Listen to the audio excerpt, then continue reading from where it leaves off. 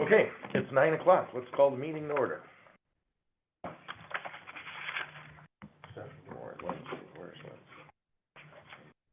Mr. Adam Dance, Present. Mr. Walker, I'm here. Mr. Becker, Here. Mr. Jeff Dance, Here.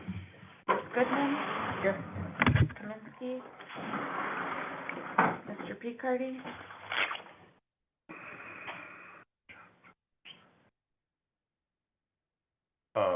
Okay, so there's...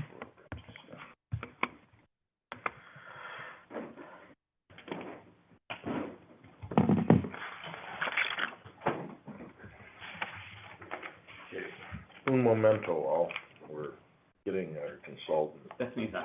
Oh, she's in? Okay, great. Well then, back to our agenda. Public comment. Do we have anyone? Nothing, no one other than that. you need to approve the agenda. Call to order. Roll call. Approval of agenda. Is there a motion? I have 2 hours for the meeting today, Sounds good so to is me. there anything that needs to be moved up, considering that? Great. I appreciate your announcement. We have 2 people that only have 2 hours. We'll have to be finished in 2 hours. I have to be out of here by 11. With that Thank said, you. Barry, how do we wanna We just amend this? proceed and monitor time closely. Okay. With that, I move to approve the agenda. Support. A motion and a second. All in favor? Aye. Back to public comment. Is there any? Seeing none, we'll move on. Approval of minutes. Is there a motion? So moved. Second. Motion and a second. Any questions? Discussion? Seeing none, all in favor? Aye. Aye. Okay. Thank you. Treasurer's report. Susan, lead the way. Okay. So changing for the accounts payable. There wasn't anything abnormal. We are, pretty up to date with the corporate flight management, which is our Contour. I did make their April payment, because we got reimbursed for March. And have we sent them their invoice done? I have, yep, so I should probably get that this week. If not, I'll reach out to them. Okay, great. And you do have, besides in the airport fund, the $295, there's also some, accounts payable in the Fund 481 that you'll have to approve, so you have to do those in 2 separate motions. And that was for the, meat and hunt. So we're gonna talk about those next in the accounts payable. Make a motion for general fund? Yep. Okay. Is there a motion, for April 2025, well, accounts payable general? Yeah, just. Why don't you talk to us about the meat and hunt and tell us what that is? That's just. a separate motion, so. Oh, all right. Do this one and then. Okay, so this is treasurer's report, Roman numeral A, like Adam, accounts payable, general fund. Is there a motion? I'll move, we pay the bills Well, for general fund. general fund. That's A. First, we have a motion. Is there a second? I'll second that. Thank you, Karen. Clerk, please call the roll. Mr. Adam Dance, Yes. Mr. Walker, Yes. Mr. Becker, Yes. Mr. Jeff Dance, Yes. Goodman, Yes. Ms. Kaminsky, yes. Great. And then for Fund 481, you'll have to approve those accounts payable, and that's for the meat and hunt, for the project management you guys have been working on. Transition study, Transition study, thank you. all the invoices. for Yep. transition. And then there is some for the Orchard Beach, which was part of the card door reader. Can you tell us the amount we're approving for meat and hunt? $48,959.20. Thank you. So I'm guessing what was sent out is different than what. Yeah, sorry. Changed later. So this right here, I broke it out, I'm sorry. I did send the message just Yeah. later Sorry. on Friday. That's okay. Nope, I sent it later on Yeah, Friday. I pulled up the wrong one then. Okay. Morning in. So what was in the original report was the total of the. Right, right, I just broke it out, yeah.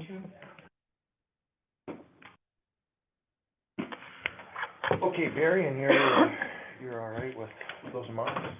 Okay. Any questions from anyone? Okay, well, I'm toggling back and forth here.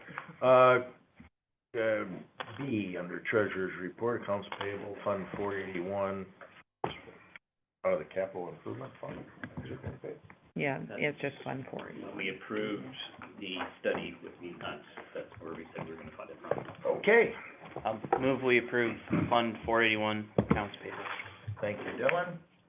Support. Thank you, Mr. Dons. Clerk? Mr. Adam Downs? Yes. Mr. Walker? Yes. Mr. Becker? Yes. Mr. Jeff Downs? Yes. Ms. Goodman? Yes. Ms. Kaminsky? Yes. Okay. C, financial statements. Anybody have any questions on any of those? So that is, as of through April of 2025. Let you know where we're at. And then also the trial balance goes along with that, which is just kind of a summary of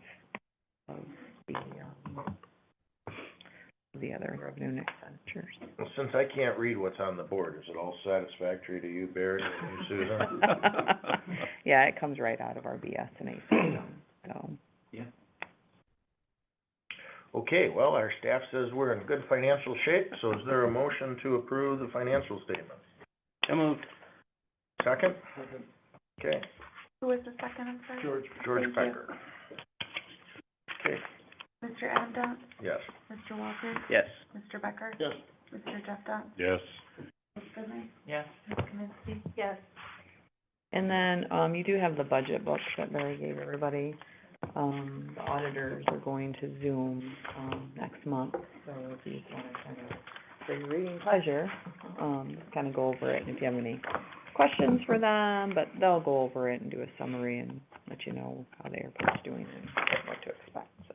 Have we asked the auditors to provide the budget book in PDF electronic format? You mean the audit?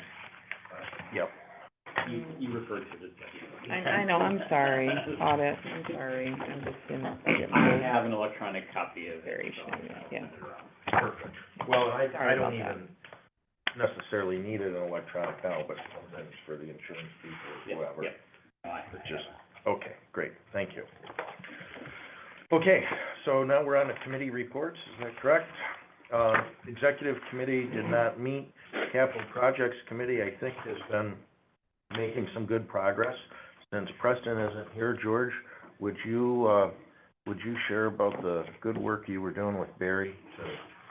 Yeah, what we did was, we took a form from another airport that, broke down all their equipment and buildings, grounds, and then filled in their blanks with our numbers and, equipment, and then used colors for just, priorities and things like that, so we could get an idea where we're gonna be in the future with what we need to do, basically. You know, And I have it up on the screen. Yeah. Not that you're gonna be able to see it, but it exists. There it is. This is there are actually two, spreadsheets or two documents. This is all of our vehicles and related equipment. And the other is basically facilities, property, and like equipment. and so if we got into the stage where, the capital requests, if we put values on depreciated equipment and you've done your inventory now and it tells us how much money I think we're gonna need. Yes and no. I mean, this is. Started. We're started. There's nothing that jumps out right now as being necessary to fund for the next year coming out of these.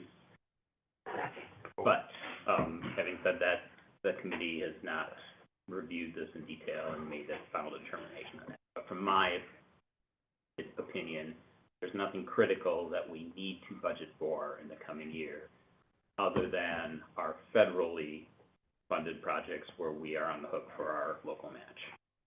Okay, and, is that comprehensive or inclusive of both equipment and building here? Yes.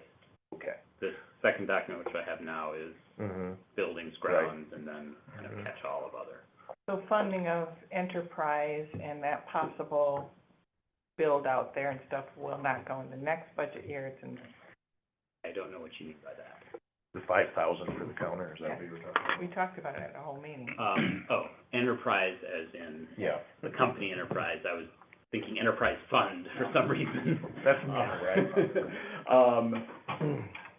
We'll have an update on that, but we won't need that given how that negotiation turned out. Perfect. Thank you.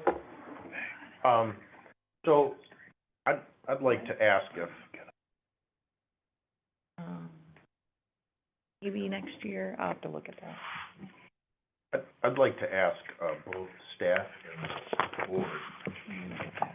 I think generally, we do our budgeting here a little bit later than the county gets started with its budget. And, I'd like to see if maybe we can,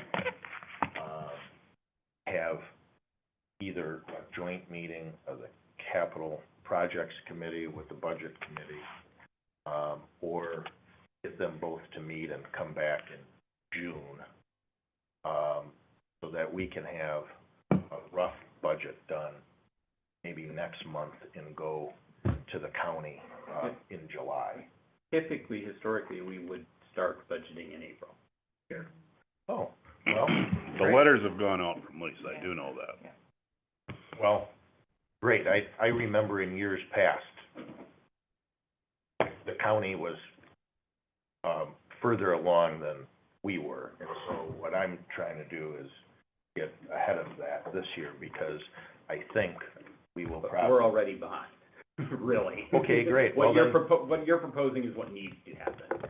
We need to, for the next month, for June's meeting, have a draft budget. Well, great. Then let's right now call a meeting for the, capital committee to. We do have a budget committee too.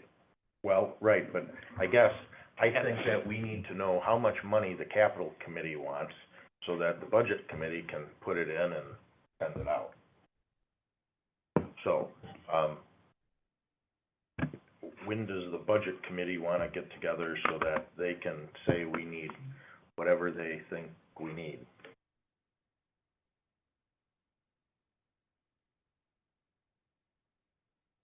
Do you remember who's on the budget committee? I think Preston and George, and I don't know, if there's a third Adam, Cindy, and Preston. for the, That's how it would be. is that budget? That's budget. Right, so, Run the capital. Oh, capital. George, Kieran, and Preston. Yeah. George, Karen, and Preston. George and Karen, when is good for you guys to meet for the capital committee? I haven't really been involved in that at all, it's been Preston and George. Well, would you like to follow up with them? I'll get with Preston and then I'll get with you. Wanna do that? See if we can do that. Okay. So who's meeting first here, or are we all meeting together? Well, I think whatever Can't have a number they quorum tell You us. can't have a Of the quorum. board. Yeah, you can't have a quorum of the board. I think No, I mean, you wanted to get budget and capital that together. is true. Yeah. I think, So which one are we getting together first? I think the Capital. capital committee needs to give us a number. Okay. And I think both should be in a position to come back at our June meeting with a recommendation for approval to the full board and send on to the county, right? Is that the process there? Yep. Okay, great. Well, there you go. So when, I guess we're just gonna let these two committees figure out when they're gonna meet after this meeting? Well, ideally, you guys would meet within about 2 weeks. And then that would leave the budget committee the last 2 weeks of the 4 to, Gary, have you sent out that listing, that example format that you have put together by any chance? To Like, the I'd like to see that. capital committee. I haven't been handed And if you don't have it, I'll send it again, 'cause I always get your email address wrong. Yeah, Well, only she's the got county only one. 10 of them, I think. Right, The county one but only. for some reason, I have in my email, ManisteeCountyMI.com. That's an old one, yeah. And then everybody, it's we all like, changed. bounces back, and it's just like. So, and- all right, so then the budget committee's gonna meet in the second half of our, 4-week period. Thank you. Bylaws committee, Karen, is there, any update there? Actually, we've been kind of emailing back and forth the format, and really, truly, the only thing to change is the Open Meetings Act. I mean, there's a lot of questions about other municipalities being involved in everything, which I don't think we should ever take out, but, the only really place to revise is, I think, the Open Meetings Act. Can you tell me a little bit about those questions in other municipalities? Oh, it just, it's like when I think the city was involved in the airport at one time. So, They have to bring their money to the table. There's kind of conversation. the airport authority is created under a state act that basically allows multiple governmental entities to jointly form an airport authority. When we were formed, that was the county and the city. Subsequent to that, the city withdrew, so we're kind of operating in a way that we couldn't be created as, because we only have one entity. But the language is all there that talks about when you have multiple entities, how you allocate costs to those respective entities, and a variety of language that is because of how we are created under the state statute that we're created under. And I don't think it's bad to just leave that alone. Who knows what the future Again, I don't think you can remove it because of without how redoing the we- entity. Because it's state statute. we would have to like fold the authority and recreate it as a different type of entity. So would you feel the same way, just that one section? Yeah. Because we were doing, it was kind of a COVID time and stuff, but we have to go right back to the Open Meetings Act. That's the only thing that Yeah. has to be changed.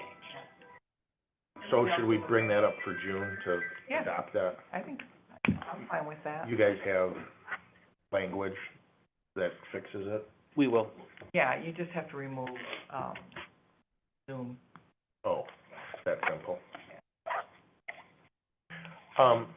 Barry, is it worth having George look at these things and see if there's anything else he catches, George Saylor? I don't really know. For what we're changing, no. If we wanted to spend more time, because as Karen's pointing out, there are other things in there that could be changed and could be looked at. If we wanted to do a deeper dive, then I would say George should be involved and that expense. But if our only goal is to do the absolute required minimum changes, then I would say no. Okay. And we're in the midst of change, so I wouldn't do anything until we get on the other side of change, and then look at it again.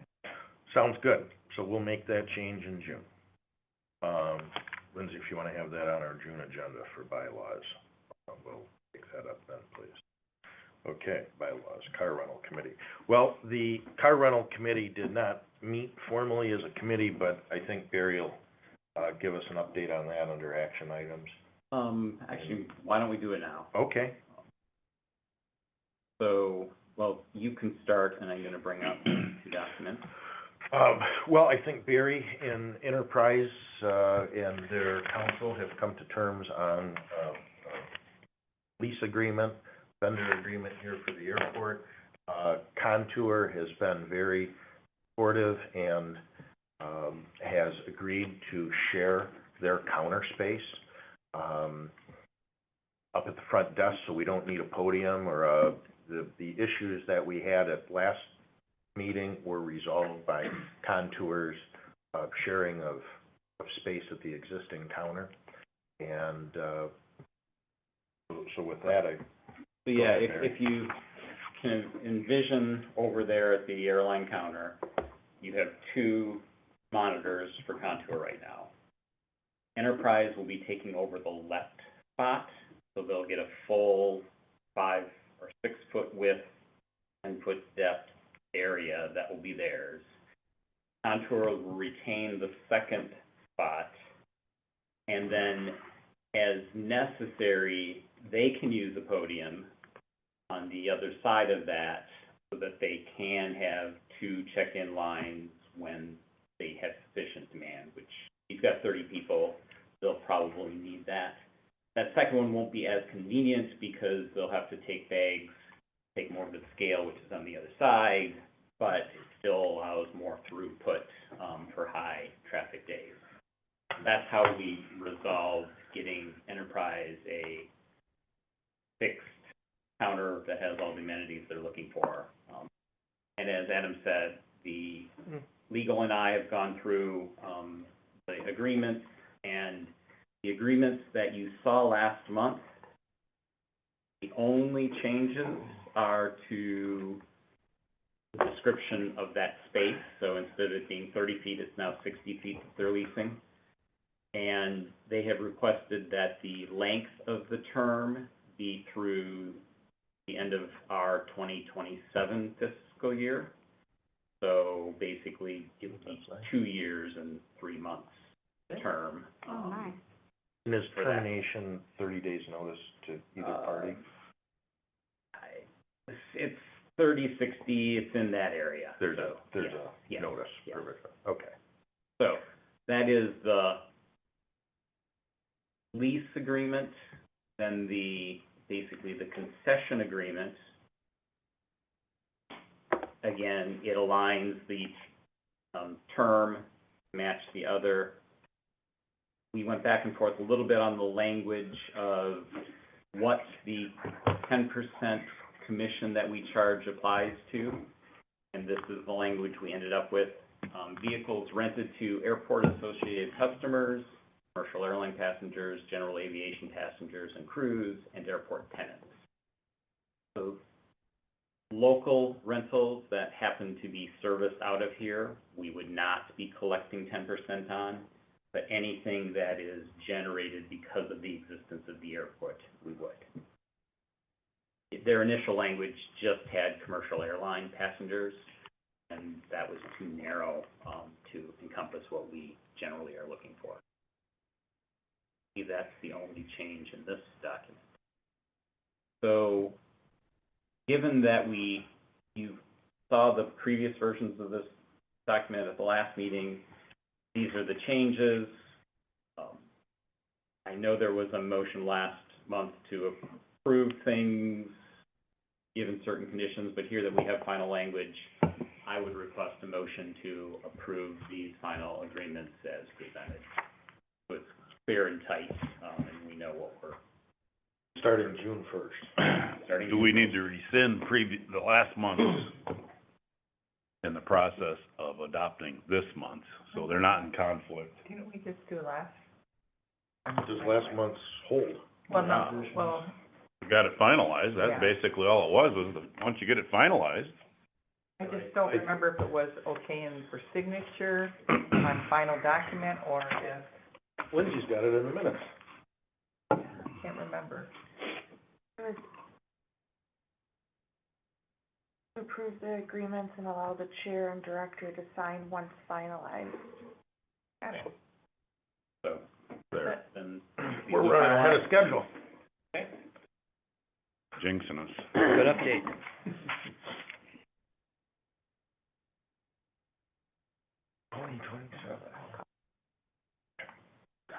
Well, sounds good. So that's done. They need to, They approved of that. yeah.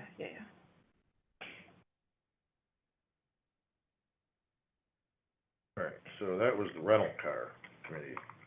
Good work, committee. Okay, transition committee. So, on that, we have Barry, I think Barry has published, is that correct? Mm-hmm.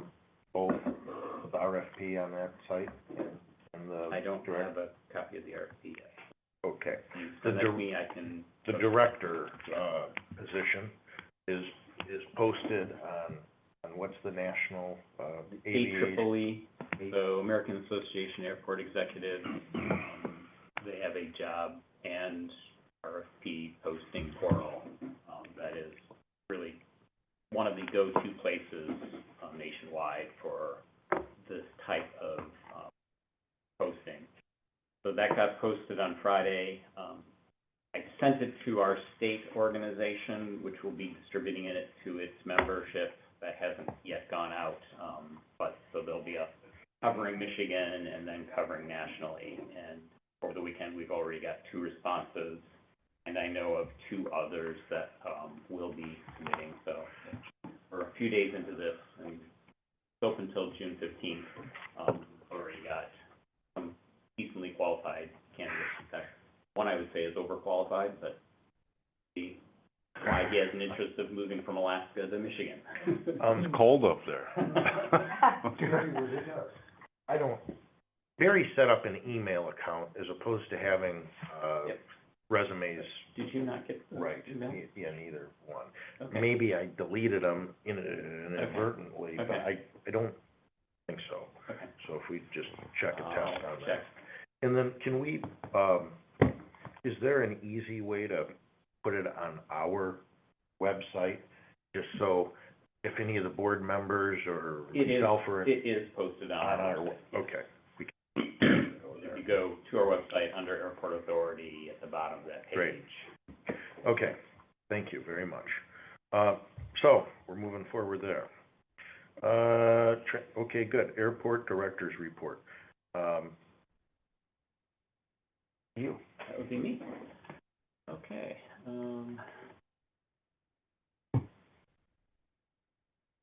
want some hard copies? Sure. Thanks.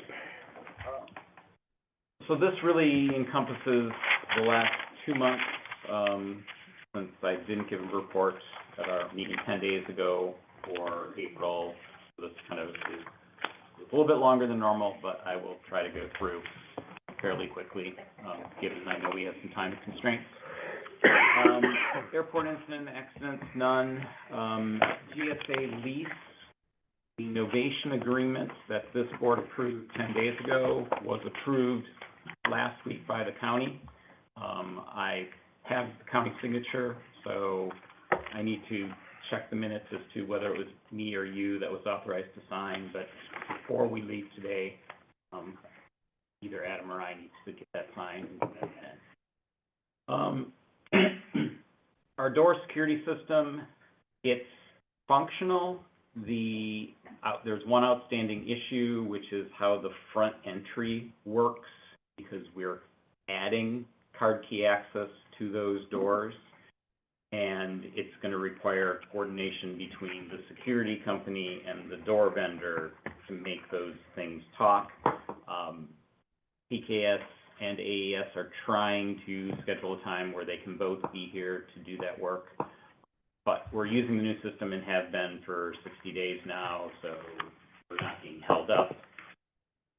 The only thing right now is our final payment to TKS, final 50% of the contract won't be due until they complete that last piece. We had our triennial pavement inspection, that was in April. It was actually 4 years ago that we had our last one. This should have been done last year, but state program, and they somehow dropped the ball last year, so we got pushed out a year. This data will be critical in driving capital planning as it relates to our pavements, because there are certain pavements that are degrading quickly, and the data we're looking at right now is 4 years old, and it doesn't accurately reflect things. So when we get the new results of this inspection, that will feed into the fall planning process with us, consultant, MDOT, and FAA. On that, it's my understanding, I think I heard you say in a conversation once that maybe the apron here is grading It's quickly. The biggest area of concern is our taxiway Alpha. Okay. And there are portions of it that are crumbling, and it actually was planned to have been reconstructed constructed by now, but because of funding delays, not even yet, funding is not yet even allocated, so it's a few years out.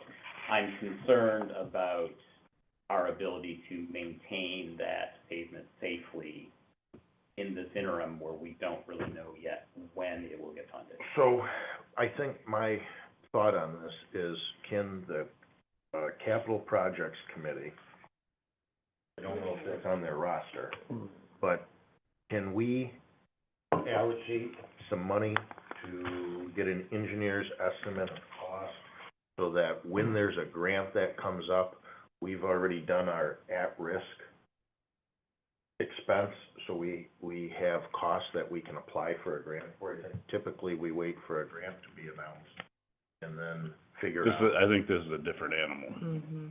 correct? It could be. So I'll be working with Mead and Hunt over the course of the summer as we figure out how this new data affects our long-term FAA funding schedule. And as part of that is getting them engaged to look at it and kind of come up with some short-term recommendations on what we may need between now and that date. They may say it's okay, it's normal for this to happen, we just need to increase our level of daily type maintenance. The term in the industry is FOD, foreign object debris. So as pavement crumbles, you get pieces of rock and stuff on the surface, you need to clear that off. So it may be sufficient just to do that weekly. I know Muskegon, they do it weekly on some of their services, and that may be all we need to do. So there may not be an additional cost, but I need Mead and Hunt's expert opinion on that, and we'll be working on that over the summer. Well, I think what my point is we're going to a time and material basis, I think, with Mead and Hunt. And I think that if we are working to get our budget put together in June or July and then send it out. But that's time and material for projects that are above and beyond FAA-funded projects. Okay. So something like this would generally fall under an FAA-funded project, and that would be part of the services they're providing, working through that process. How do we pay for them to study it and give us a recommendation on the condition of it before we get the FAA funding to do the work? It's part of their process of putting together the plan that basically says, this is the project that is necessary. It's probably just them being here, walking through, giving their expert opinion. This isn't a huge study that's necessary for this. So I'm not anticipating this to have any cost. Oh, well, I guess that's what I was However, listening if for. what comes back is you should, in 2 years, plan to bring in county road crew to patch pave pieces, that would incur costs. Stephanie, can you hear us? Yep, I gotcha. You know, Yeah, is it possible for, you guys to take this walk with Barry, in the next 3 or 4 weeks, so we can get our free walk, so to speak, and then figure out, what your recommendation is, so we should know if we should budget something for it? absolutely. I was just gonna say that one of the things that we would do, one of the things that we think might be happening is that, that taxiway used to be the old runway. And so it might have the same, what we call porous friction course or PFC treatment on it. And that might be what's, what we call raveling and coming apart. So that's what we would look at. And to Barry's point, so with that being a federally funded project, 2 things could happen. Either A, we can just look at it as a part of, our general planning that we do as it relates to your CIP. The other part would be is if we need to do any more serious investigation of it before we go to a full-blown design, then that can be what we call a preliminary engineering phase, and that is also federally eligible. So, if we determine that, yeah, we need to look at this in more detail before we get into a full design, there's an option in there as well. But to your point, for planning purposes for your CIP and what you're trying to put in the budget, we definitely could get up there and look at it quicker to see if it's something that's got to be planned for this, coming fiscal year or not. Okay, thank you. Thanks, everyone. The next item here is just, I've mentioned this before, in some ways this isn't new, but what's going on in Washington is not necessarily the status quo it has been. In the President's 2026 skinny budget proposal, which is a 46-page document, it explicitly calls for eliminating the EAS program. I shouldn't say eliminating, cutting its funding by 80%, which probably eliminates most of it as we see it today, for the next fiscal year. In that skinny budget, in the Department of Transportation, this was the only program that was called out to be axed. So it's kind of noteworthy. Again, this is not necessarily uncommon, but given the budget hawks that are in Washington right now, this is probably the first time I would say that there's a chance that this could actually happen, and I think it should be on our radar. As from a planning perspective, that we know that this possibility exists, and as we can apply our desires to those that make these changes, this would, if this were to go through as planned here, because 80% of the costs of our commercial service are covered by the EAS grant, it would essentially make us a non-viable commercial service point. So I bring it out because it's generating a lot of buzz in the EAS community right now, because again, for the first time, there's a sense that there might be willingness to follow through on something like this. So, again, FYI. Moving then on to our passenger enplanements and then airline performance for the last 2 months. So we've got in March, we had 891 total passengers, and in April, we had 921. Those are both near record months, meaning better than, well, actually, March is a record month. April is number 2 to our Frontier year. The March number is 35% growth over the previous year, and April's is 40% growth. So Contour is delivering what they need to, and the market is responding. Then going down on the performance, we've got 2 full months now in a row with no canceled flights, and that has continued through today. And actually, the last canceled flight was February 21st, so we're very near 3 solid months without a single canceled flight, which is very, very good and is what is needed to win back the confidence that was tarnished over the winter. Where there are still some challenges are on delays. So you'll see those delays in March were 41%, in April were 27%, and those are significantly higher than historic numbers for our airlines. But that trend is in the right direction, and I think to my next slide, I have a lot more detail on that. So Adam had asked for if we could dig into the delays a bit deeper. So I'm now tracking this on a monthly basis, so these are the first 2 months where I have that. So these are showing the total flights for the month, the average delay. So in March, the average delay was 1 hour and 45 minutes.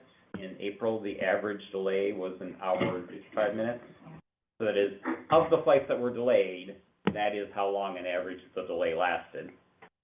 the total number of delays, then the percent of flights that were delayed, and then breaking it down to short delays, and less than 30 minutes really means more than 15 and less than 30, because kind of got a 15-minute window. So those are really just short things.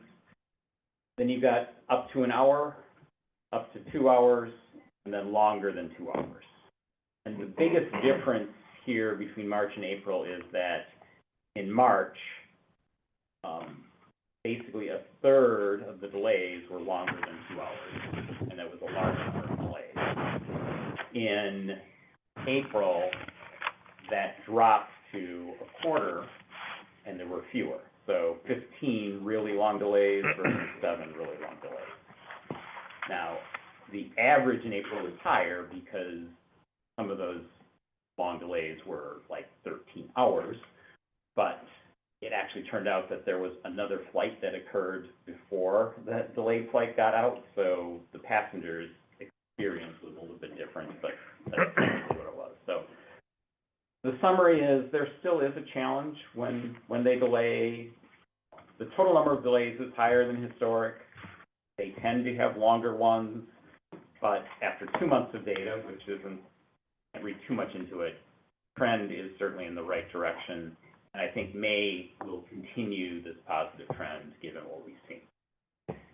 Barry, do you have any idea what amount of delays are inbound to Manistee versus down to Chicago?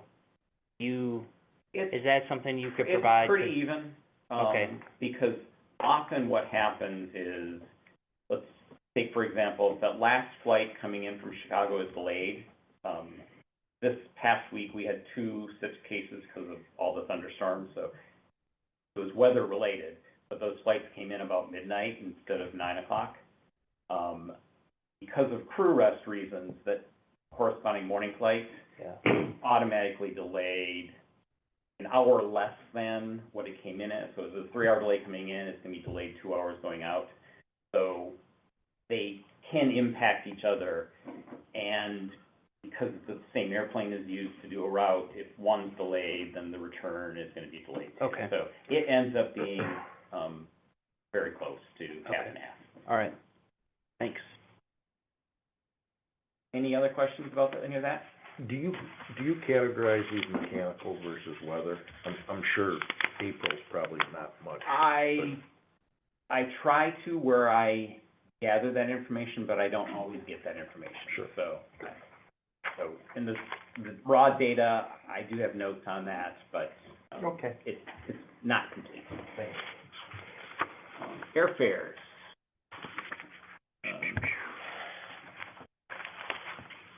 So I've got 2 months here, so I'm really only going to look at the second month, but I want to mention the first month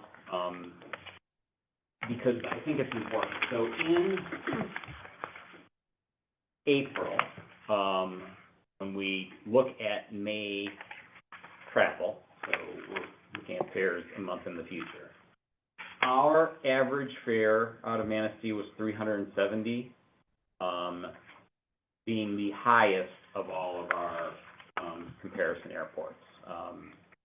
$50 more than Traverse City and about $25 more than Muskegon. That caused me concern because there's really no reason we should be more than Muskegon because they're both EAS markets, they both price the same way. What it turned out to be is there's a set of fares, and Cindy can relate to this probably better. There's a set of published fares that are by, advanced purchase, days, cheap ones, and then the number of seats in each of those are limited.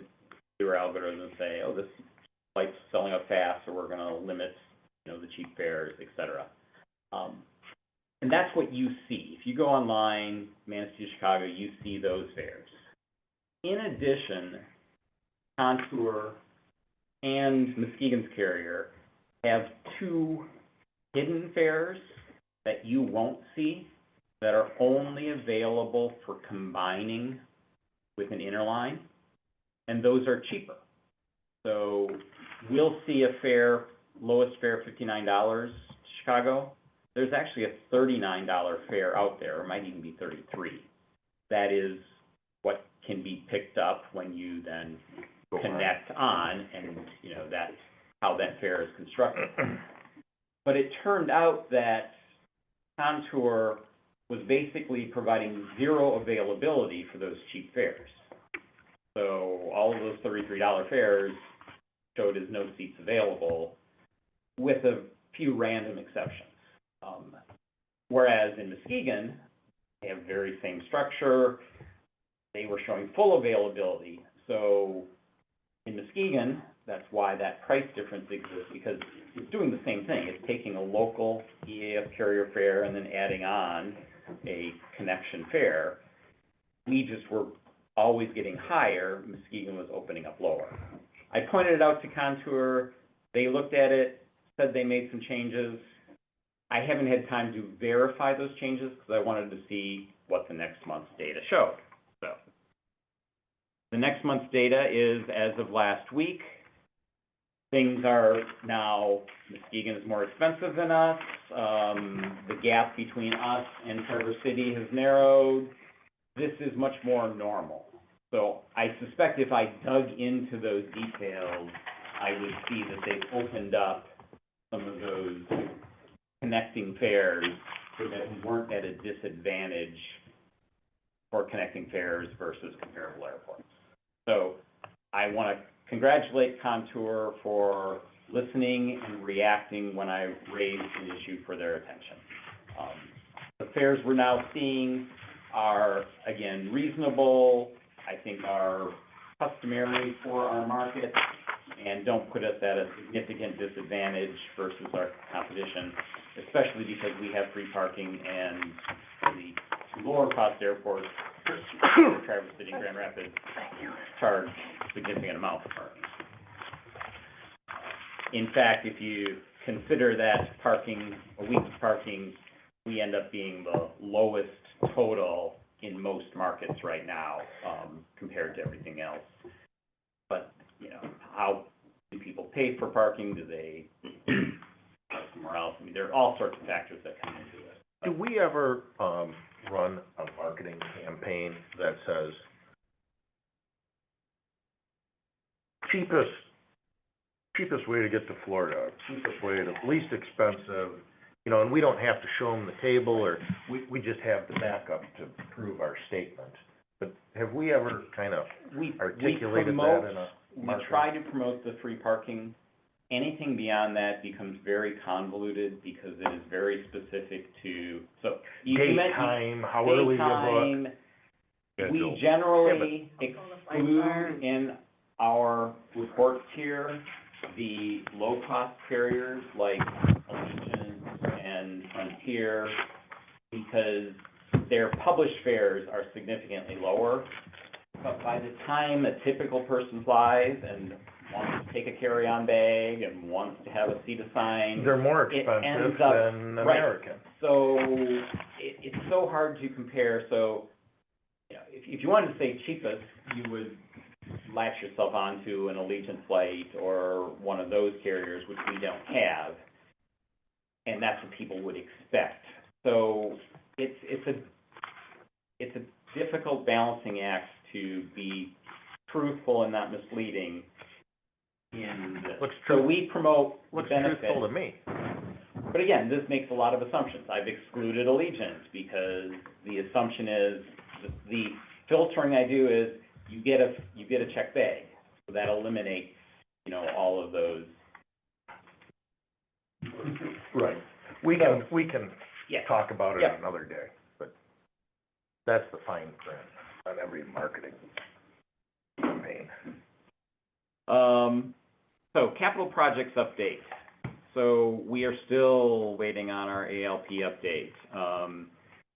At the conference back in February, I talked to Jen, this is on her desk technically.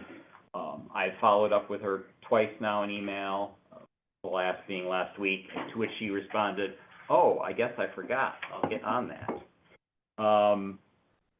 So, no update there. The 2024 capital projects are big RSA safety and grading, lighting, beacon. Contracts are on the agenda later. Mead and Hunt has a presentation to talk about that. I'm not gonna, go into any more detail here. T-hanger door upgrades, it's also dependent on, funding right now, and also a fee determination issue, which may or may not be covered under Mead and Hunt, but I'm not gonna talk about it more here. Remarking crack sealing, so remarking of our runways was completed, a couple weeks ago. So this project from last year is now fully completed. We're gonna be on the hook for a local share on this, so we should be getting a bill for this at some point, this coming year. It was, the expectation of that was included in last year's budget, so. Contour service, we already talked about a bunch of this, no canceled flights in March and April. Passenger numbers for March and April are strong. So year to date, so through April, we're up a total of 30%. Note, however, that to get to 10,000 enplanements this year, we have to grow 40% for the year. So we're starting off behind where we need to be. This is a calendar year, so the last 3 months of that, October, November, December, the comparison to previous year already has contour. So take, for example, December, we grew 91% last year. So to grow 40% on top of that, we've already got the easy stuff in comparison. So it's gonna be challenging to get to 40% growth, or to get to 10,000 enplanements this year. My internal projection is we'll get 9,000, but I'm seeing signs that we're going to beat my internal projection, and I think we'll be somewhere between 9,000 and 10,000. And as I believe I mentioned last month, for this year, it is probably a good thing that we stay under 10,000, because if we go over 10,000, as it relates to the transition and responsibilities for the airport, that will change a bunch. So if we still get most of the funding, let's say we're at 9,500 enplanements, we'll still get about 1.2 million, versus 1.3, which is a significant increase of where we've been, but it won't kick in all the additional requirements. And I think getting new management and everything in place for a year or two under status quo, and then having that hit will be better. So I think, but it's possible we could get 10,000, and we'll deal with the benefit, or the complications that success brings. This gets more into some of the data behind that. So booking trends, versus the previous year. So in January, we were up 2%, February, we were down 12%, March up 25%, April up 40%. So we're seeing a increase over the last 4 weeks. Our booking numbers have been up about 60% over a year ago. So things are really ramping up for summer. Again, this is another statistic I keep that kind of is a 3-month advanced bookings number that I total, and as of March, we were down versus a year ago. April, we were barely up. May, we were up 11%. That's just gonna keep increasing as we go into the summer. So all signs are that things are rolling really well with Contour right now. And the changes they've implemented with regards to not having canceled flights and the improvements on delays are being felt in everything else happening as it should. The last 4 weeks, we've seen the highest booking numbers since Frontier 2011. Historically, under Cape Air, mid to late May was their peak booking window. Previously, before that, our previous carrier, it was mid-July where we hit peak bookings for the year. The fact that we're doing it mid-April to early May says that we're well ahead of all previous carriers over the last 15 years. But I'll say, in general, Contour books very similar to public charters in that people book much closer in, averaging 14 to 21 days, whereas with Cape Air, it was often 2 months people were booking out. Because they didn't have the seats, so if you didn't book 2 months in advance, you weren't getting a seat in the summer. So all trends point to a very robust summer. We're already starting to see the internal ramifications of that. So squabbles between tenants, as it gets busier, people start arguing about garbage being picked up frequently enough, and who's cleaning up that mess that you made, and bathrooms are gonna be challenged to keep cleaning with the volume of traffic. We've been there before with, Frontier. Everyone, I think, has forgotten what that was like, but I'm warning people, it's gonna be crazy this summer, and you're gonna be unhappy and busy. Sounds exciting. Here's some just perspective. So these are my internal projections for summer. 2,600 passengers in July and August, which is about a 55 to 60% increase over Cape Air. Again, we were so severely limited in capacity under Cape Air that I'm easily projecting that we'll 50 to 60% more. And that is roughly a 70% load factor, so average of 21 seats per flight sold. When Frontier was here, they did more passengers. They had a 37-seat plane, so they had more seats. Their load factor in July was 71%. Their load factor in August was 77%. So I believe my projection now is conservative. An 80% load factor would generate 3,000 seats for the summer months on Contour. I think that's within the realm of possibility. Getting beyond 80%, we're now facing Contour having limited capacity.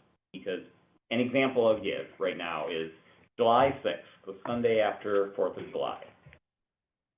Probably our busiest travel day here of the year. Both outbound flights have been sold out for weeks. Here in Manistee right now? Yes. This year? Yes. Inbound, I've got one flight that's got 0 seats sold, and the other is just a handful. That day, we'll be lucky to get 75% load factor, even though it's the busiest day of the year, because it's directional. On the inbound. On the inbound. Yeah. So, but these seats average out. So because we're this touristy place, we have Thursday and Friday inbound, Sunday, Monday morning outbound that are always full. The reverse of blocks of people leaving for the weekend in summer generally don't happen, so those other ones. So you end up with an average, it's hard to get north of 80%. If you had a third flight, you then have more seats in those commuter directions to fill. So this is just kind of looking at, these are things that I think will help us get to close to that 10,000, because we're going to be exceeding that 40% growth these months. The rest of the year, we're trailing a little bit behind. You've got a question, Adam? I can see the... Probably just more of an observation, which is I think we'll beat Contour's or Frontier's numbers. And the only reason why I say that is this market, and I'll call it from Pentwater to Northport, Pierport, leaving Bear Dunes, is so much more mature a decade ago. But we don't have the seats to beat Frontier's numbers. So... okay. The only thing I would argue is having the ability to book with United and American probably increases their odds. Yep. Well, in the maturity of the market. But I think if we can be hitting that 80%, right, then it'll be an interesting conversation with Contour next year of how can we get a third flight on certain days? Right. And does that mean we have to pull a flight from other parts of the year to do it? Can they operate some without subsidy? you know, so there's conversation to be had with that success. This is what I'm seeing. Great. Challenges, there are still some challenges with Contour, you know, delays are still too frequent, but improving. Customer service is improving. I'm hearing less complaints, but I got one last night. So there are issues, especially in Chicago, around communication aren't yet resolved. And then pricing and connecting fares, I already talked about what I saw a month ago, seems to be corrected, so hopefully that is improving as well. Here's some breaking news from Washington DC, Barry. With respect to EAS in the budget cuts, the text I received from the staffer on transportation who handles EAS, Yeah. from the congressman who has the most EAS airports in Michigan, says the president's budget is just a request. EAS cuts are dead on arrival. Too much support in the GOP conference to eliminate. I mean, this is an ongoing story, year in and year out, depending on the first year of an administration.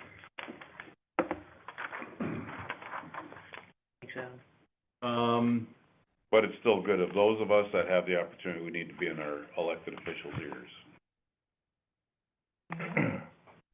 Okay. So Contour staffing, Contour now has full-time positions filled, which is 2 maintenance and 2 station staff are full-time. But they're still looking for a couple more part-time to be fully up to staff for what they intend to be operating as. So they've made progress, but still working on it. State Air Service grant. So in your packets, was a letter from the state that said we were, our requested grants was selected. And the request we put in was for a total of $400,000. It was a joint request between Muskegon and Manistee for cross Lake Michigan service. That got approved. Instead of them awarding $400,000 for the project to 2 airports, they didn't know how to do that, so they just did 2 grants of $200,000 each for us to utilize for this purpose. So that's what we've been notified of. We've been notified, but we don't have any grant paperwork yet, and there's no timeline as to when we'll actually have something physical that we could execute with the state. We originally put this in place thinking this would be a summer project this year. We're towards the end of May. We don't even know when paperwork is going to happen for this grant. It's not going to happen this summer. I've been negotiating with Boutique on this.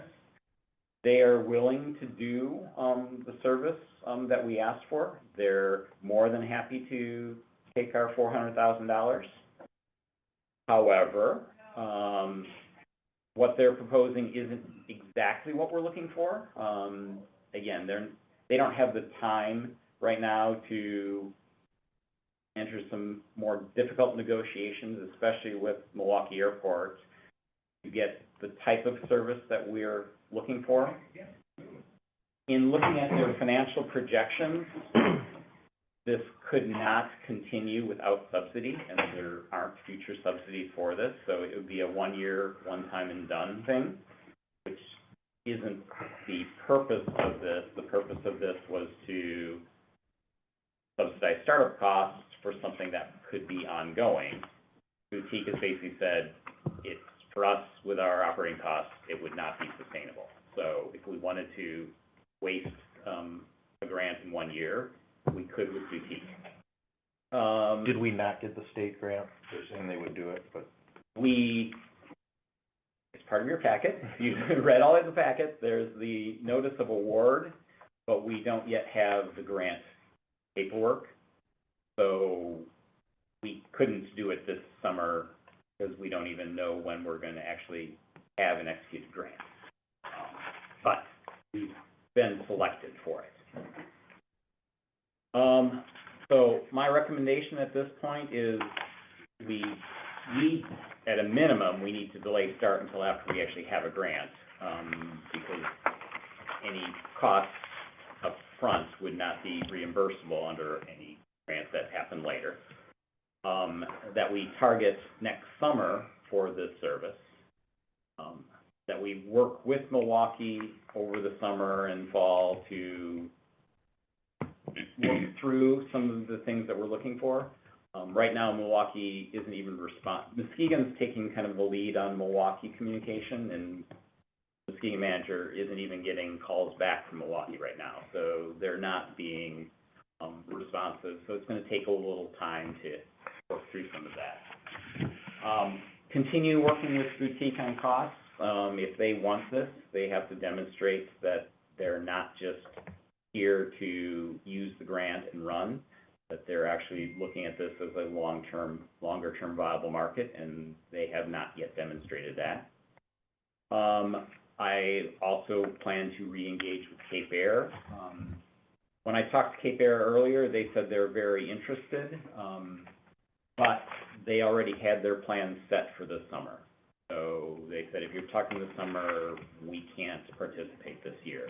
However, if you were to postpone this year, we'd be interested. And Cape Air operates similar routes and flights throughout the Caribbean, unsubsidized at fares that are what we would believe would be reasonable in this market. So they actually have demonstrated in another region the ability with their cost structure to operate similar service unsubsidized, whereas Boutique has not. So It has a reputation here, a good reputation. and there's, yes. So my final point here is that I'm now planning to target October being for obvious reasons with my length of term, to work now, between now and October, to kind of finalize agreement for a operating project next summer. Would you make a recommendation to the budget committee, on marketing costs or whatever you think you need to execute this next summer so we have funds in there to? We can do that? Yep. So that's the update on there. I think this is my last slide. Marketing, well, actually, one more comment I'll make on this is a reach for this, but especially in light of the uncertainty of the EAF future and whether the Trump administration has the political clout to remove roadblocks on certain things or not. Right now, all of our eggs are in one basket. You know, we've got some grant dollars here that can open up other possibilities that I think are worth pursuing. They'll never generate 10,000 employments, but if EAS went away, they might generate enough that justify the facility we have. So to me, it's about sharing some risk, but yet it does have other, consequences with resource commitments to do certain things. Last on marketing, so Adam's been joining us in a couple meetings as a result of his suggestions. We're moving more dollars to the Chicago market. We are eliminating the billboards that we had intended to install on the former Aaron's hangar to be visible from US 31. We're getting some updated banners that are right in front of the airport here. Over the winter, 3 of them collapsed, so we're getting those updated and replaced. One of the things that's interesting in talking through the marketing issues there are some competing goals. If our goal is to purely just maximize passengers, the low-hanging fruit is spend all of our dollars in Traverse City, because for Chicago to Traverse City, we're always going to be a third of the price. But as was discussed at the last meeting, those Traverse City passengers, they're not spending any dollars in Manistee. They're just using this airport as a alternative airport to Traverse City, which doesn't help local economic impact. Local economic impact is really about getting business and tourism activity to come to Manistee. That's a harder lift than low-hanging fruit out of Traverse City. So, we're trying to balance those conflicting because, we will, if we can get low-hanging fruit and, fill some planes, that's good because that helps justify other things going forward. But our longer-term goal is to maximize the economic impact that this airport has as an asset to the community. We met with Contour Marketing last Friday. Their marketing person was not yet aware of the program that Adam had gotten approval for through all of our partners. So she was going to follow up internally with Contour about what their plan was, and then we're going to try to get together this week to figure out implementation details on that. That is my report.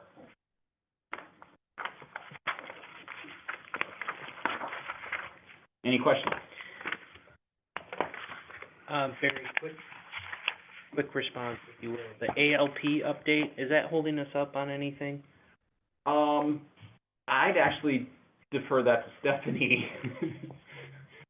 Stephanie, can you, not having an ALP update for 4 years, it used to hold us up because they said, well, we're not going to do anything until you've got an ALP update. But now that once it's on their desk, they've remained quiet about that. Yeah, in the grand scheme of things, it's not holding us up. It'd be nice to have it so that it's official. Anything that we're doing with our current projects, we're going to have to as-built, and it's kind of in limbo as far as what are we actually updating when we do that. But it's not holding up your funding, which was, as you just said, Barry, with the problem previously. So it's not great, but it's not detrimental.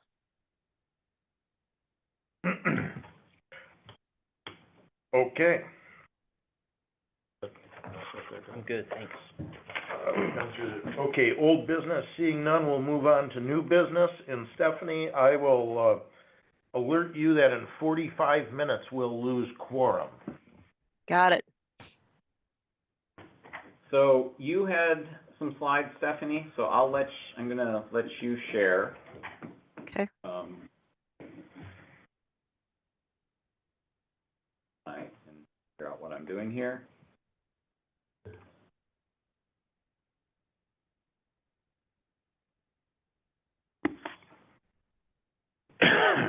Okay, you should be good to go. All right. Can you see me? Yes. All right, great. Well, I will be brief. And Barry's touched on a few of these things already with some of his previous comments. So we just wanted to give you a quick update on 3 different contracts that are out there. And as noted in the agenda, there's a couple that are requiring some action, hopefully today. So we have the runway object-free area improvements, or we call it the ROFA, and the beacon. We have the hangar door replacement, which Barry did mention, and then the master services agreement. So couple things just to kind of frame it before we go in, because we are going to talk about some cost, is we have funding that's coming from the Airport Improvement Program, or the AIP. That historically has only been the $150,000 annually, as Barry mentioned. And that a key part of that is that, those dollars expire after 4 years. So that we get them issued, we have 4 years to spend it, or it goes away. Barry mentioned that upcoming here with the 2025 dollars, there's been a change in the funding mechanism, and that number is going to jump from the 150,000 up to 692,000 and change. So that's great for the airport in terms of providing with additional operating revenue. Some of the challenges with that, though, is just there's less chances for us to use it annually. We get one bite of the apple, if you will, where historically we could ask for that money anytime. So just kind of keep that in mind. The other funding mechanism that we're using is the bipartisan infrastructure law, or the bill funding. That is a short 5-year set of dollars that came out of the COVID pandemic. They also are allocated for 4 years. they have to be obligated within 4 years, not necessarily spent. So that's a differentiator. So the key project that's before you for an action today is the runway object-free area, or as I mentioned again, the ROFA project and the beacon. So as you see on the slide, we're planning to use AIP funding for the ROFA project and using bill money for the beacon. So the total project cost is about 1.8 million.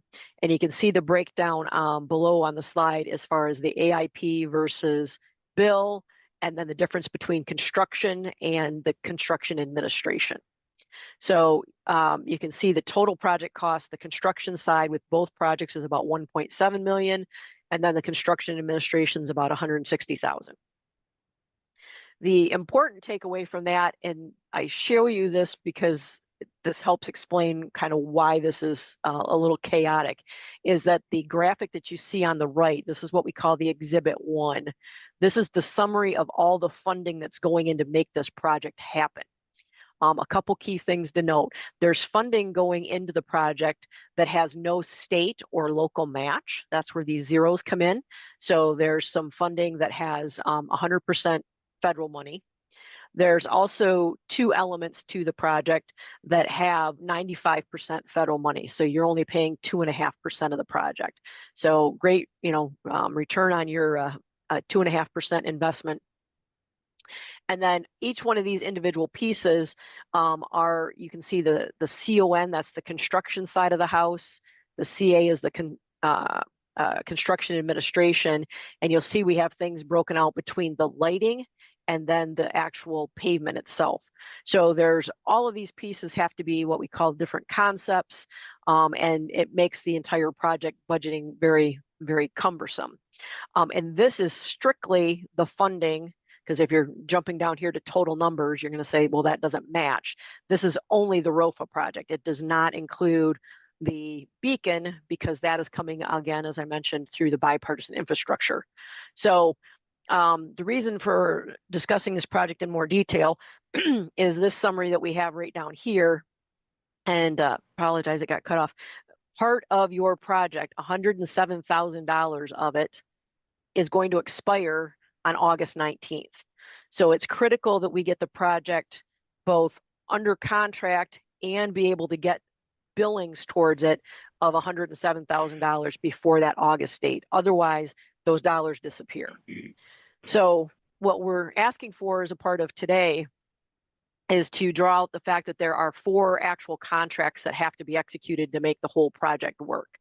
The AIP sponsor contract is the funding between the authority and MDOT that allows you to draw down those federal dollars towards the ROFA project. That's already been executed by the airport and sent back to MDOT. MDOT is simply holding that for you. The bill contract, which is also between the authority and MDOT for those federal funds, has not been received yet. And by received, I mean it hasn't even gotten to MDOT yet to trickle down to the authority to execute. We're hoping to have that soon, but we're waiting on revisions to the grant assurances that are coming because of the new administration removing, things like sustainability, DEI, things like that from the assurances. So worst case scenario, we expect it no later than September 30th, because it would have to happen by then to obligate this fiscal year's funds. But we're hoping it will arrive sooner. So that's important to note, because that's the beacon side of the funding, which is about $180,000. There's also the contractor contract. So that's the actual contract between the authority and M&M Construction, who was the successful bidder. That has also not been obligated yet.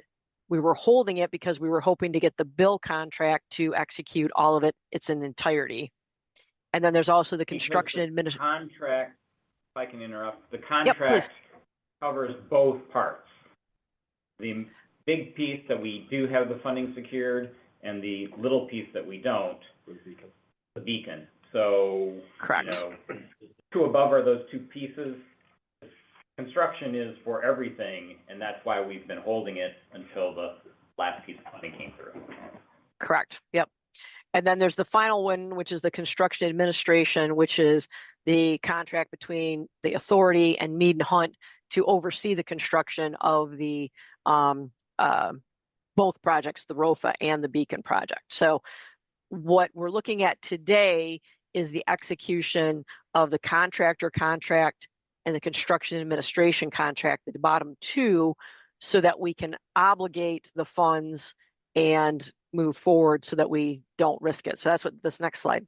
So the ROFA and the Beacon project is expected to begin after Labor Day, because we want to, there's going to have to be some runway closure, and we didn't want to do that while contours at its high point. You know, Barry just talked about, you know, what the load factors are going to be, so we don't want to impact that. So of the total budget, there's $107,000 of the 22 funds that are going to expire on August 9th if we don't draw them down.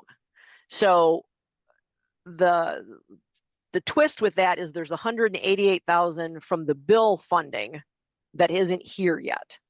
So what we're looking at is if the authority is willing to execute the contract with M&M with the, I'll say a little bit of an unknown of the $188,000 grant from MDOT for the bill is not in hand yet. If we don't execute, you know, within the next 30 days, then we're going to be in a position where the contractor and Mead and Hunt aren't going to be able to get things executed quickly enough to be able to draw down on that $107,000. So the question might be asked, so what's the downside? What's the potential exposure? So there really won't be any significant drawdown other than that 107 between now and Labor Day, and that's so that we could get materials ordered, and that would be enough for us to draw down those funds. By executing the contract today, the construction administration and the construction contract, it would put you at slight risk because we don't have that 188 sitting there in hand. If for some reason that bill contract or grant would not come in time for the project, what you would be liable for would be about $82,000, $82,500, to cover the material cost that we expect the contractor to purchase. So that would be the beacon light itself and the tower. So those would be two parcels or two elements that the county, or excuse me, the authority might have to pay for. The upside is that you would be able to reimburse yourself with future dollars that are available in a different pot of money with those, if that were to happen, and you'd be able to hold those materials for the project. Now, we don't expect that to happen. We fully expect that we would have the grant in hand before you actually, you know, start turning dirt out there. But the problem is, without executing it, it's challenging for us to turn the contractor loose with just the construction side of the contract because it's not written that way. We did have a pretty long conversation with Barry and Adam about, you know, what's the elements. There is the ability for us to amend the contract with a change order should that occurrence happen. The beacon is a small enough amount of the project that we could change order that out should those funds not become available. Again, I'm hoping that I'm playing, you know, we're hopeful that we're playing Chicken Little, and that these are things that we need you to be aware of, but we're, you know, pretty comfortable that we don't think that's going to happen. So that's what we're looking at with the ROFA project. And so, any questions on that? Yep, please go ahead. I'm just gonna summarize as succinctly as I possibly can. If we don't approve these agreements relatively quickly, we're guaranteed to permanently lose $108,000 of funding. If we do approve them, our risk is that we're going to have to front end $82,000 for a reimbursement that may end up happening a year or two later. So it's guaranteed losing permanent funding versus a risk of having to carry an expense that we would have to go to the county to. Which our passenger count, we could reimburse ourselves from for that. Is that what I'm hearing, Stephanie? There's different methods that we could possibly do the reimbursement. Quite honestly, as, you know, with the additional funding that's coming, it could be as much as a reimbursement project even next year if it got to that. Your passenger facility charge is something that we could use as well, but it would take us a while to do an application for that. So I would hope that if we got into a dire straits where we actually did have to carry those funds, I would expect, you know, probably having to carry it for about 6 to 9 months would be hopefully the worst case. So the change order is to forego the labor, not to forego the equipment, Right. with the contractor. Because to meet this year's construction season, Mhm. He has to that order the equipment now. needs to be ordered. There's 10, 12 week lead time on that, so Right. that's why those would be hard costs. And those are some of the materials that we can actually put an order in for and count towards the 107,000 that actually has to be spent. You know, since the project itself isn't going to start until after Labor Day, we're having to look for those hard costs that we can order and issue payment on to spend the 107. So unfortunately, they're very much related in terms of timing of keeping us from losing the 107 or 108. Well, seems to me that we need to talk to the lender of last resort. Susan? I can't make that decision. That's something that the board would have to approve. No, I agree. Yeah. But am I barking up the? I don't see an issue or a problem with it because it will be reimbursed. It's not like you're asking the county to come up with $82,500 with no way to ever get reimbursed back for that, so. Yeah, and I think I'm speaking correctly when I say our increased ridership, we should be able to get something out of that if need be, recover that cost. 'Cause that is- Traditionally, the increase, the ridership goes into our general operating fund, not into capital. So there are trade-offs there. You're saying the increase is already budgeted to be used somewhere else? No, Well, I'm asking. I don't know. Generally, our PFC revenues are included in our operating budget. That's the $4.50 a passenger, right? Yes. But and that I is- think his question is separate from that. yeah, Based on, isn't there, what's with the 10,000? Oh, 10,000. that's the money I'm Grant money. referring to, yeah. So we're gonna be up 600,000+ for 25. So we'll be able to replenish that if need be from those funds. From the 600. Yes, with a grant. Correct. Yeah, Yes. yeah. Yes. Yeah. Okay.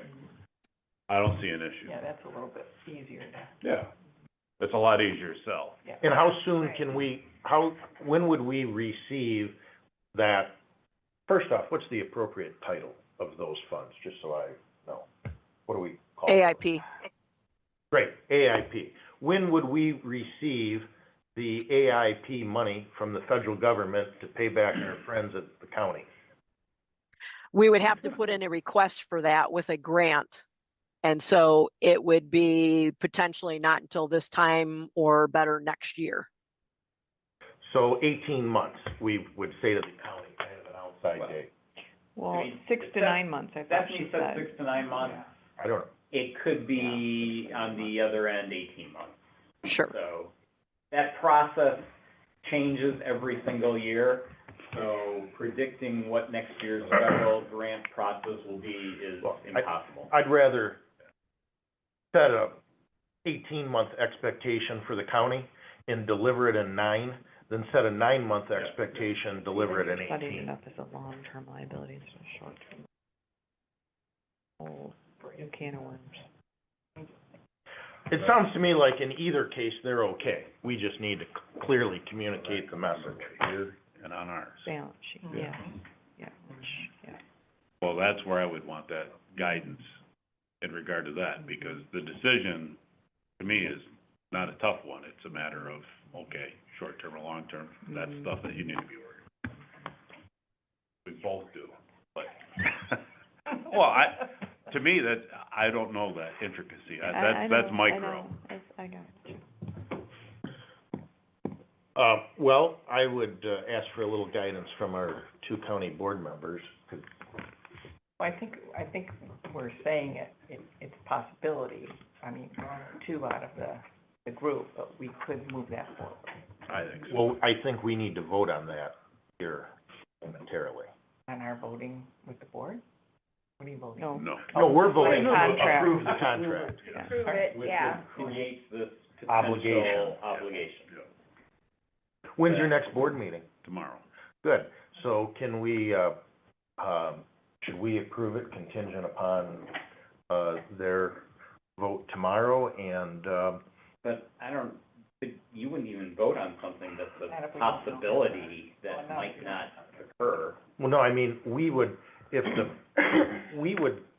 vote to approve it Right. contingent upon, I wouldn't sign it until the county But approves the it. county doesn't have to approve it. There's nothing for them to approve. Well- Because there's a The distribution of possibility money, possibly. that if certain things don't happen, the airport will be short $82,000 and would at a future time come to the county to ask for that. I would say put this on the agenda for Ways and Means. Yeah, Yeah, that's a good place. for June. Just to Yeah. give them Yep. a Yep, a heads heads up. up Mhm. possibility. Yeah, I mean, we've got a long-standing commitment from the county board on funding situations like this. This is not unusual. But I would not put a contingency on it. No. This is And I okay would to- not agree to sign today to spend down that $107,000. That's what you need to do. And then, if for some reason that money doesn't come in time, then come to the board. Guarantee they're gonna get their money back, it's just that holding period is what we have. I don't to decide. understand if you're telling us to vote in On the favor of this contract or not in Yes, favor. yes, in Yeah. favor of the contract. Yeah, Yeah. on 107. On the yes, 107. vote on it. Otherwise, you're gonna lose Lose that it. funding. Yeah, we'll lose it otherwise. So we make the motion to take action on, whatever it's called for 107. Is that your motion? Yes, it is. Great. I'll support that. All right. So, we're, at this point, there are multiple agreements here. Yep, So, this is the first one. I'm gonna clarify the motion. It is approving the construction contract with M&M Excavating, Mhm. as was attached to the board packet And put the amount in there. for, It's a big one. 107, No, it was more No. than that, Million. oh, yeah. It's the it's The the total. 2%, all right, yeah. that we'll have to worry about maybe later. 2.5%. I can, Project cost $1,700,000, $1,800,000, Yeah. okay, $1,877,000. $1,717,408.75. Is that your motion? That's my motion. Good enough. And I support it. All right. And direct who to execute. Who do you want to sign? Well, it Ward or should be Barry? the board chair.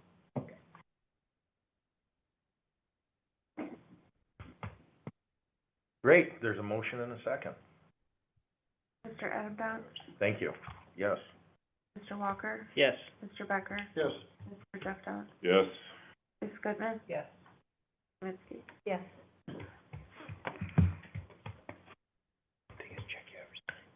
Mm-mm. No, you're talking to. Okay, continue on with your report, Stephanie. Well, the other part of that is the construction management administration contract with Mead and Hunt,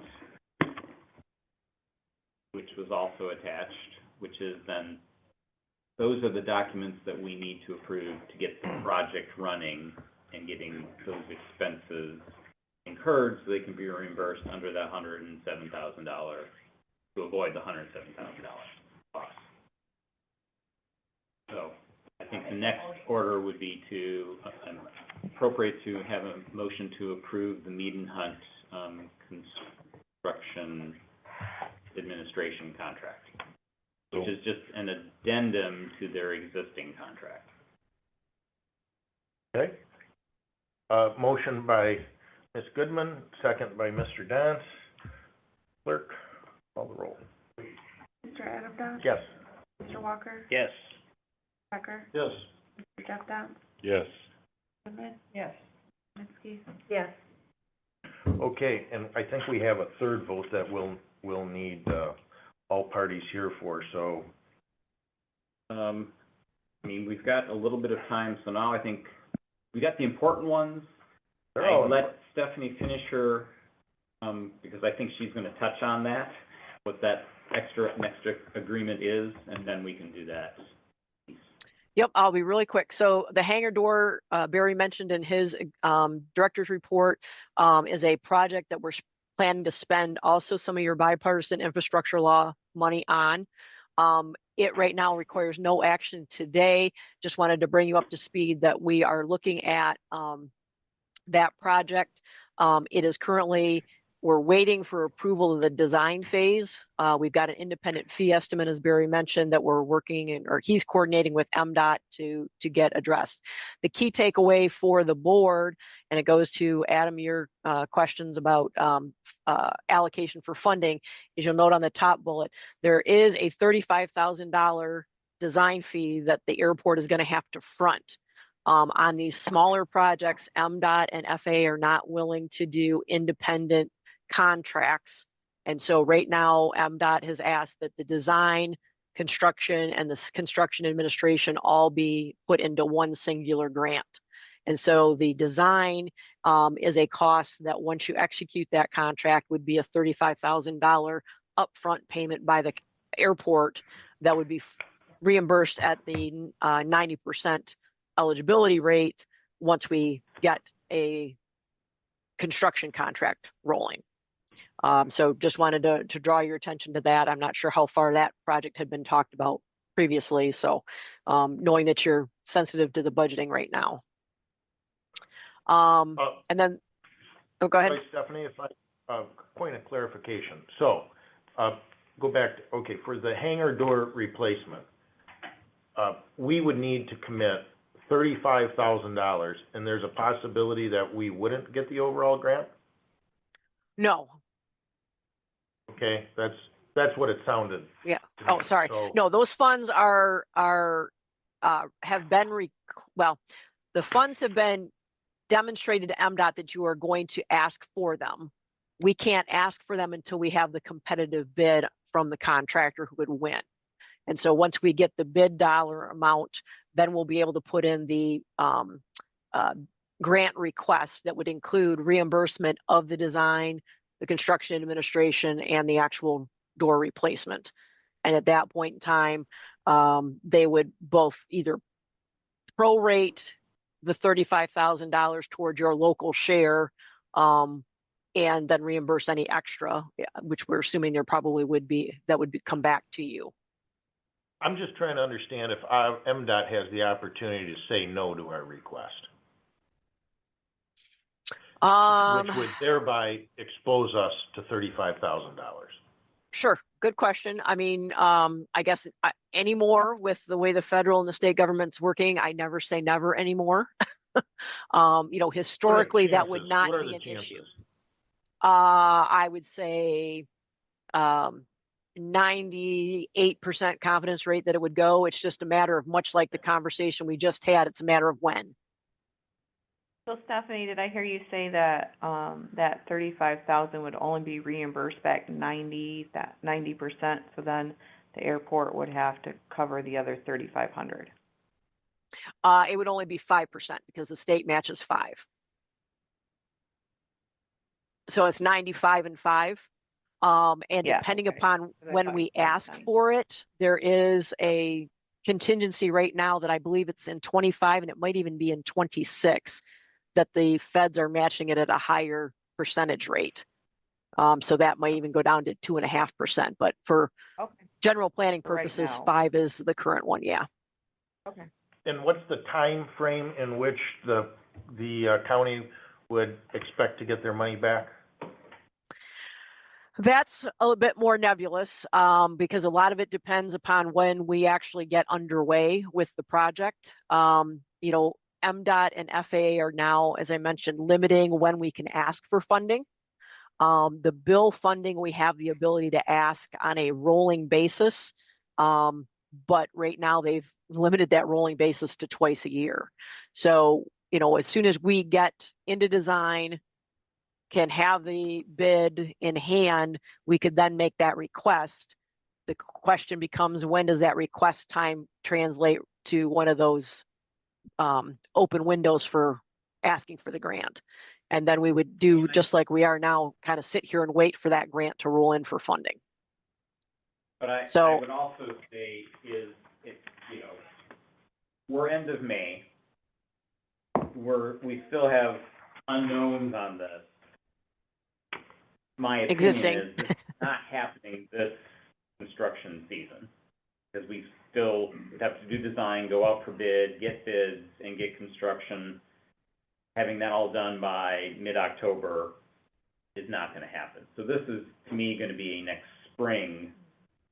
So it couldn't be reimbursed fully but it gives us more time, to sort that through. And when does our side need to disperse the 35,000? It would I'm be just trying to kind figure of out once. money out, money in. Sure. I mean, if Barry's successful in getting through the negotiation with the IFE and, getting MDOT on board with the project, let's say if we could get started in, let's say, August, we would be able to move forward with the design and get a bid that would put us in a spot to ask for funding, next spring. And that way we could have a project next fall for the removal or the replacements. So you would be exposed to that $35,000 over the course of several months, say this fall, while we're doing the design. Okay, so that's the project timeline. I think what I'm trying to discern is, when do we, if the board approves this, when do we need to write it? When will a check be cashed that we wrote for $35,000? Somewhere I would say probably between October and January of this fall.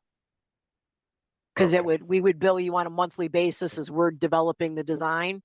You would hold copies of payment, and then we'd submit that for reimbursement as a part of the grant request. Which would put it into next fiscal year, Correct. and the project and reimbursement would also happen in that fiscal year, in which case we're not spanning fiscal years, so it's not really an issue at that point. Right. Okay, So more to follow. Hopefully next month we'll be in a position that we'll get MDOT and the IFE figured out. We would be able to move forward with that one. all right. So All right. about $1,750 would be our exposure. Should we take a vote on that? No. Okay. No need. No need, not yet. Hopefully next month. So the last one is a master services agreement. So, you took action or saw on your during your treasurer's report, work that we did earlier this year on the transition study came out of what we had initially signed was a general services agreement with the board. We've exhausted that budget with the transition study. And so what we discussed was to provide a smoother mechanism would be a master services agreement. And this is something that we establish with clients where basically it's an agreement between you and us that we're going to provide services to you on an as requested basis and on a time and materials basis. So if you called tomorrow and said, hey, we need you to come out and help out with X, we need immediate pavement replacement that has nothing to do with a federal contract. What can Mead and Hunt do for us? We would give you a basic scope and a fee that says, well, we believe that it wouldn't be above $5,000 or whatever the cost would be. And you would agree to it. We'd sign the service work order, and then we would do the work again on a time and materials basis. So if we were able to finish it at $4,500 compared to a $5,000 estimate, so be it. And so this would be something that we would do to cover different projects, again, as requested. And these would be outside of the guise of a federally funded project. So anything that's federally funded, we would generally do under the guise of that because we're getting a design contract usually with those. So this is the extra add, the transition study being a good example. You know, the transition study was something that is not going to be federally funded. With your new manager transition, you know, if you say, hey, can you guys come up and help explain to our new manager how contracting and funding and things work in a block grant state here in Michigan, that would be something that we could contract for if you needed it. So that's what this is for. And right now we've written it for a 4-year window, which would take us to the end of our current 5-year consultant selection. So again, this would provide just kind of those one-off things that you might need as we move forward.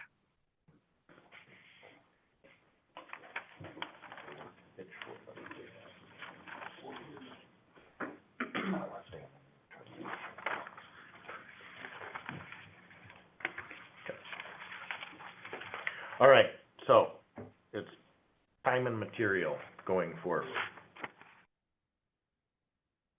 Because we've consumed the retainer that we approved with their transition study. And I just passed around, George Taylor's review of the agreements and as well as the amendment one that you already approved. His only real comment is that he says it's missing this affidavit of compliance with the Iran Economic Sanctions Act, and recommends that that be included in what we or signed with Mead and Hunt. Are you okay with that addendum, Stephanie? I Have you believe ever- so, because I think we've included the federal provisions in there, right? That's what that one's coming from, Barry? This is actually a Michigan thing. Oh, okay. I don't think that's a problem because that might very well be one of the federal ones too, so. I will confirm that with our legal department, but my gut reaction is that we would be okay with that. And I'll forward over to you it right now. Perfect. Discussion from the group? So we need a motion to approve the master service agreement. I'll make that motion. Would that be contingent that they add that Iran deal in there, right? For the letter.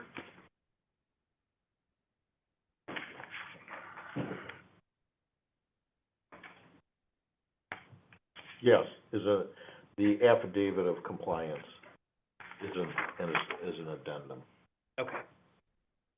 So I'll move, we approve the master service agreement with the affidavit of compliance addendum. Yeah. Okay, so a motion by Walker and a second by Becker.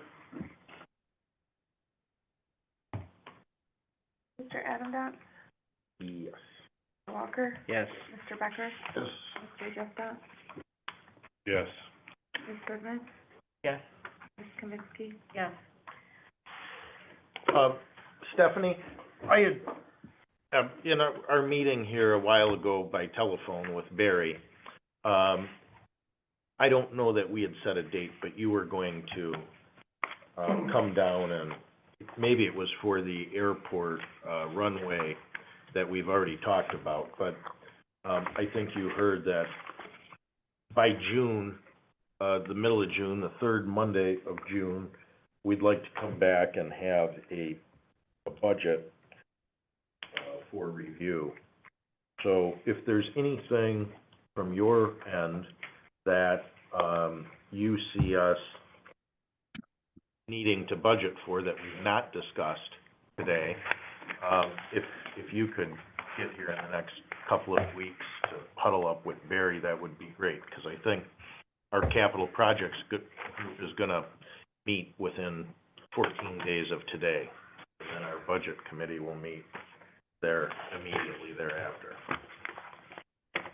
Yep, I would be happy to do that. I will get with Andrew and we'll get a planned trip up there so we can take a look at the taxiway And, we'll also take a look at the, current ACIP that's been on file with MDOT and see what we think might need to get moved around accordingly. Great, let me know when you're coming. Okay. Great to see you. Yep, will do. Okay, I don't think so. Those are the three things under new business. All got action taken on them. comments by authority members, the agenda says. Goodbye. Well, I We think could we should. stretch it another 10 minutes. No, we can go celebrate, might be, my first meeting under 2 hours here, so, Wow. It's a new day. wonderful. New day. All right. Okay, we're adjourned. Thank you. Thank you, Stephanie. Thanks. Have a good All right. afternoon.